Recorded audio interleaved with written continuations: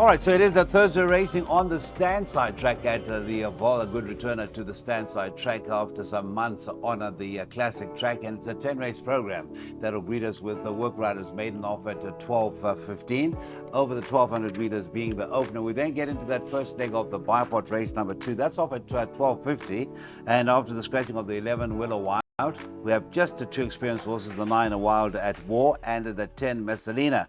Pilasan and Mqoli rode a Wild at War on its debut, which gave a lot of people encouragement. Next time out, unfortunately, 5 and nearly 6 lengths behind the winner, and that was a Sunset Riot. Do you give it another chance in race number 2, Mr. Burrows? A very good morning to you. Good morning, Cecil. I'm actually leaning towards first-timers in this race because there is market support for them and they're well-bred. Now, let's start off with Tony Peters' runner, Taxi to the Moon. The stable's firing. Top stable, Vercingetrix out of Ernamoon. This horse could make a winning debut because there's been market support into 12 to 10. The stable also knows how to get them ready to win on debut. Now, Don't Cry for Me. Lovely One World out of a What a Winter mare. There is speed in the pedigree. Could go very well. And then It's Personal. Got Trent Mayhew taking off 4 kilos. What a Winter out of a Star Witness mare. There's a lot of speed here, and this horse could also go well. They're expensive purchases. I think they'll all feature numbers 8, 2, and 3. The race runners 9, 10, and 11, I think they may have a bit of work to do to beat the first-timers. All right, are you in the same corner as Mr. Burrows about the first-timers in race number 2? A very good morning to you too, Morning, Mr. thanks, Marie. Cecil. Scratched his 11 Willow Wild. That leaves us a field of 10. And I see Willow Wild was actually tipped to run second off for obvious reasons, exposed form. But as far as the first-timers, which pedigree catches your eye? You know, I looked at numbers 8's pedigree. Half brother by Vaal, 1/1800. Half sister by Silvana, 1/2000. Number 2, half brother by Trippy, 1/1200. And then number 3, there's quite a bit of speed in this pedigree. He's actually related to Rose for Trippy, who's an out-and-out sprinter. And funny enough, Cecil, Mr. Magna usually comments in the front of the computer form. Yeah, there's no comment. So I don't know what you can read into that. So I went to all of numbers 2, 3, 8, and 9. Obviously, number 9's got the experience. Last time out, he tried extra around the bend, and the race didn't work out for him. He was pulling terribly, comes back in trip. He's got the experience. Yeah, 2, 3, 8, and 9. Follow the market. All right, follow the market. Let's have a look at the selection panel for that bipod. Last time we laughed at him about 4 runners in that first leg, and it turned out to be a very, very good maneuver indeed. So the unraced horses 2 and 3 make up the selections there, as well as the 8 also unraced, the 2-year-old son of Vercingetrix, and the race number 9 Wild at War. The bipod starts with race 2 at 10 minutes to 1. That's over the 1200 meters. All right, so we have the PA starting with another juvenile plate, and this time it's over the 1200 meters once again, and no scratchings as of yet. The favoritism is with the 1 Across the Pond. Surprise first time out behind Vision of Peace, and then next time when expected to make the natural progression, found 1 Too Good in the form of the Robin Clausen strained It's Her Way. I say 1 Too Good, could only manage 5th, although it was only 2.5 lengths behind. Form line wasn't really frank. Next time out, Kindred Heart, who was expected to follow up and the winner the third time of asking. Again, a missed start. Mr. Marie, are we going to give Across the Pond another chance? We certainly are. Yeah, maybe Kindred Heart, maybe that race came a little bit too soon for her, but yes, she did disappoint. Now, Cecil, you can see there's very little separating number 1, Across the Pond, and number 10, Ultimissimo, on form. Ultimissimo actually finished ahead of her, but you know, Across the Pond did have her shoe attended to at the start. If the 1200 is not too short for her, I can see her reversing the form, or once again, there isn't going to be much separating the two of them. But it appears as if Across the Pond will go further in time to come, because she really gets into her races very late. But obviously, the experience is going to be on her side here. Number 5, there isn't much support in the anti-post market for her. I thought if she's really something special, she should have shortened by now. Extremely well related. Her dam won 2 races between, well, in the region of a mile. If she's got any sort of ability, I can see her making a winning debut. But once again, Cesar played very wide in my perms. They are costly. Take a percentage if you can afford to do so. I went numbers 1, 5, and 10. 1, 5, and 10 for Daryl. The 1 and the 10 are being raced horses, both coming out of its away form line.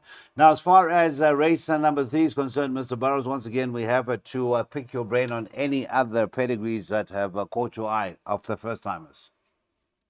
Definitely. Number 5, Mountain High. Sean Terry knows how to get them ready on debut. It's a Rafif out of a Master of My Fate mare, so the 1200, a great introduction for this filly, probably the ideal trip to debut over.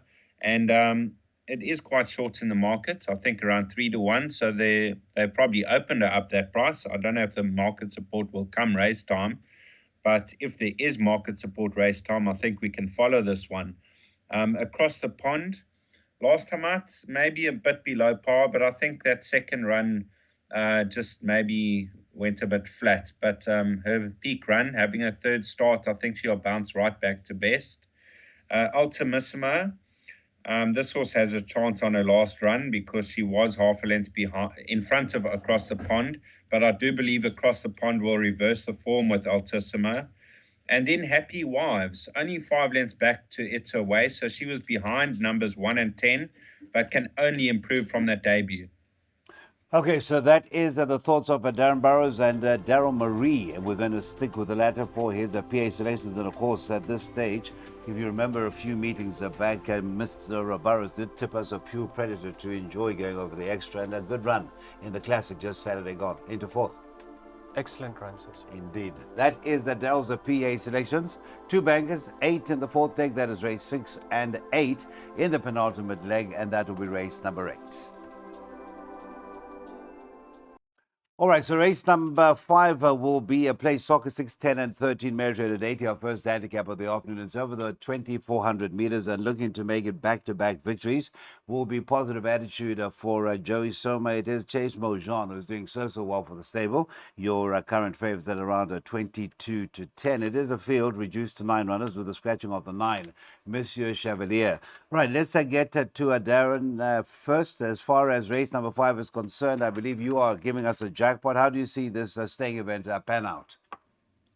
Well, it looks, the obvious 2 runners are Fushimi Inari, who tried the trip for the first time, stayed well. He was narrowly beaten by Positive Attitude, and there's only half a kilo in difference in the weights, according to, from their last run. I think Fushimi Inari's half a kilo better off with Positive Attitude. So nothing going to separate them at the line. This was Ideal Future. I give a big chance. She's only got 50 kilos to shoulder, and over the staying trips, weight does count. So Ideal Future comes into the race. And the disappointing Namakwa Blossom, you can never ignore her. But when she hits the front, she pretty much throws in the towel. So you got to time it perfectly with her. So 1 and 7 followed by 8 and 3. 1 and 7 followed by 8 and 3. That would be the way of Darren in race number 5. We'll come back to the jackpot, but it is Daryl. And your thoughts are to race number 5, as pointed out, half a kg swing for that 0.50 length beaten at the hands of a Positive Attitude. There was an objection, if you recall. Banner Bridge was actually elevated to second, the 7 relegated to 3rd. Yeah, that took care of my bipod that day because I did go for Fushimi Inari on that occasion. Yeah, it proved that he does get the distance. A little bit disappointing because the race was run to suit him on that occasion. They didn't go very quick up front, and they sprinted for home. And I actually thought Positive Attitude did extremely well to get the better of them in the latter stages. I don't know if you heard the post-race interview by Mr. Soma. He's always rated this horse. He rates this horse better than his current rating, and I recall them saying they actually wanted to go to the front.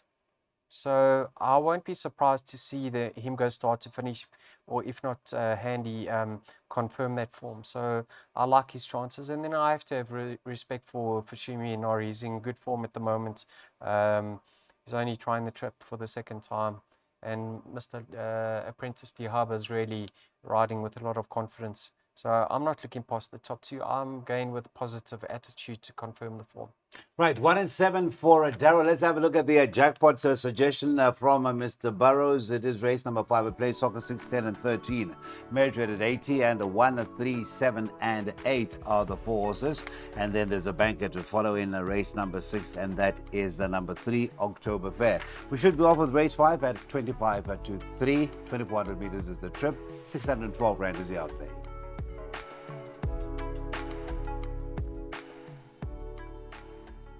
All right, an ROA, fillies and mares, the 78 is over the 1600 meters. That will be race number 6 of 10. So the jackpot, second jackpot, only starts in race number 7. We have a field of 11, and we drop back to that 1600. And the 8, a place in the sun, is at 5 to 2, your favorite.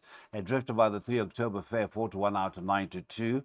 It is 4 to 1 in from 5 to 1 about the 7, and that is Flamboyant a Flyer for Craig Mayhew, with son of Trent Mayhew coming through with a claim of 3.5 kgs. He only gets 3.5 kg claim as he takes up his mount on the 7. Let's start with you, Mr. Burrows. October Fair, certainly a highly regarded sort as a younger horse, and seems to be coming back to its best form. Yes, Cecil, I really like this filly today. Last time out, I liked her. She was returning after a short break, but Mighty Goddess pretty much quickened away from the field. But this filly was staying on really eye-catchingly, and she's going to come on length from that run. So in this type of company, I think this is the perfect race for her. I expect her to be in the top 2. I made the immediate dangers, numbers 7 and 8. A place in the sun, won a cracker with the cheek pieces. This is a step up in class. October Fair, each way bet for me. All right, and now I believe Mr. Marie, he's also got a selection for us, but let's get his assumption of or summary of race number 6, which has 11 runners. Now, Cecil, we touched on this filly last time out, a place in the sun. We actually gave her a strong winning chance because of the fitment of the headgear, the cheek pieces. I don't know if you recall, I did the post-race interview with James. I missed that. Everybody told me about it. In December. Yeah. And you said you were going to refresh James's memory in the post-race interview if it happened to win last time out, which you forgot. I forgot to do. And tomorrow is likely with 10 races, big fields, but we will try and remember. Yeah. Cecil, I think with those cheek pieces fitted, she pays more attention in the early parts. She doesn't have to be bustled throughout the race. Last time out, she travelled much kinder. And take note, Cecil, this filly is not an inside, turpentine inside course. Although she performs on there, it's not suitable for a running style. So the long vaal straight, she can take her time to unwind. And I think of her current rating, she's better than that. So I'll be disappointed if she gets beat. Number 8, a place in the sun. Right, so top 2 for Mr. Burrows with the 3 October Fair. Let's have a look at his selection. October Fair race 6 over the 1600 meters. And it is a win suggestion, October Fair, bidding for that 3rd win from only 12 items, the 4-year-old daughter of Silvano. And then Mr.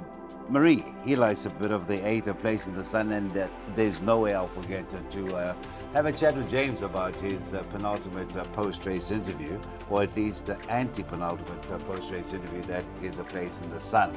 Right, so that is a race number 6, the second leg of the first jackpot, and the 4th leg of the PA.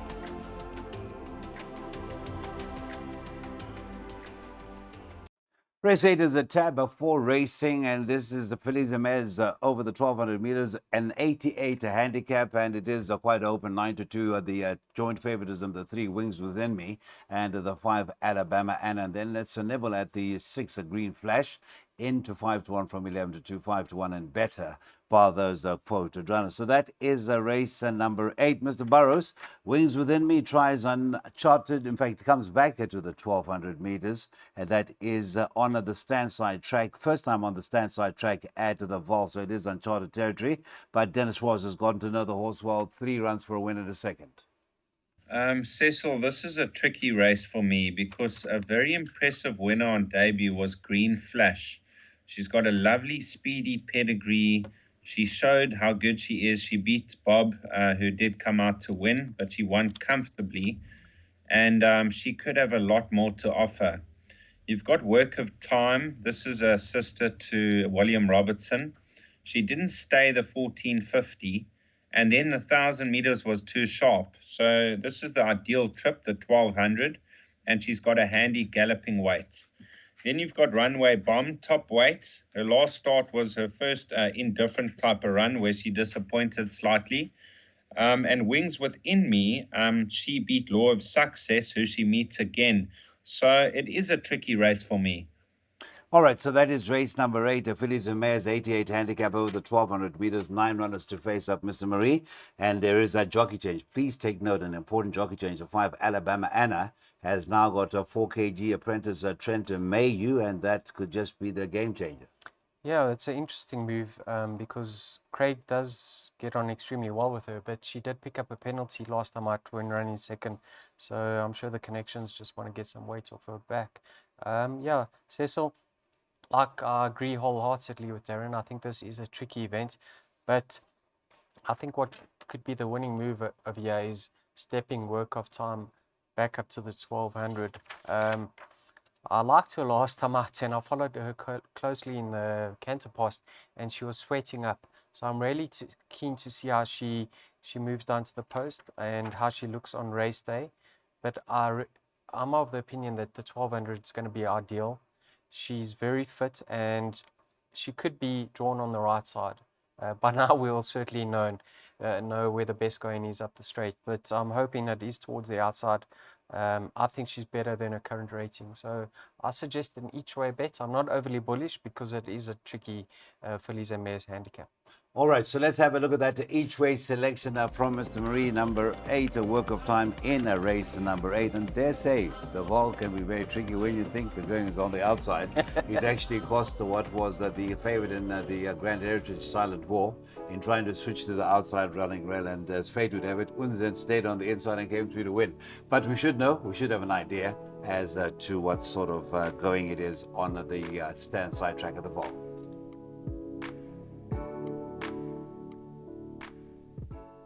What will be a day characterized by big fields as we revert back to the stand-side track at the vaal. Now we've got race 9 as the penultimate race of the afternoon, and last chance to get involved in a double. And dare say by this time you're either smiling or you're one of the many that could be cast on the side track. It is 4-1.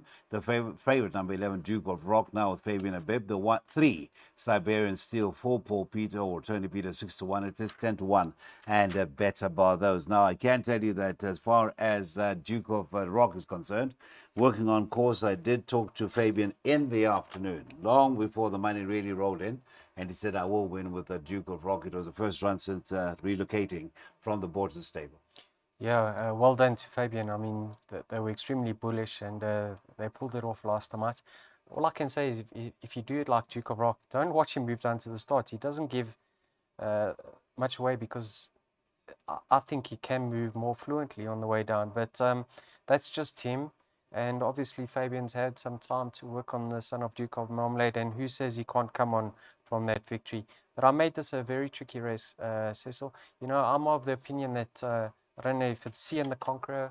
Is it Cian or Kian? If it's going to be Celtic, it should be Kian. He's at his best up the straight. So now he's finally back up the straights and he could be drawn towards the right side. Turbo Power in his penultimate start with the blinkers, I was very impressed. And then a little bit flat on the inside track. Watch him up the straight again. And then also, if Mitch got his wish, settles in running this time around, don't be surprised to see him feature. Certainly include him in your trifectas and quartets. Well, it just says here as we go to Darren that it had no headgear last time out, but it shows on the computer form it had the headgear. No change, yeah. No change whatsoever. Right, let's get to Mr. Burrows. Very, very good to see Mr. Mark Carney saddle his first winner as a trainer, and that was his first runner that he had actually saddled. The winner didn't directly came out of the Coppola form line, whom he saddles along with the 14 as Master's Voice, and good to see the Ibrahim Khan Soaks back in circulation, Mr. Burrows. Which way are you going for race number 9? Yes, touching on Mark Khan, he was very close to my father, my late father, Colin Burrows. He rode a lot of winners for my dad. I was also quite close to Mark, and I saw him a couple of weeks ago for the first time in like 15 years. So it was good to catch up. Very good horseman. Now, I'm in the camp of Duke of Rock. Now, this horse is going to take a power of beating. You know, he's got all the ability in the world. You've got to settle him in running. You don't want to let him just bolt clear early, because then he finds nothing in the closing stages. You've got to time it right, and he can unwind that stride. And the manner in which he did it last time out on the Turffontein Standside track suggests that he can follow up. And he's drawn hard up on the outside at 20. So he can stay out of trouble and just unwind that stride. Dennis Schwartz, a top rider. I've seen him knock me out the pick six on a number of occasions at a big price. You can't ignore him on anything he rides. And I'm hoping that we can bag this one and fill the wallets come the end of the day. All right, so it is a big field, a daunting task to work out a daily double, but you could go the route of the 11 at Duke of Rock. The suggestion from Darren Burrows to come through and make it 2 from 2 since relocating to the stable of Fabian Abib. That is the 11, a 4-year-old son of Duke of Marmalade. Last chance to get involved in that double will be at 5 minutes to 5 at the Vaal.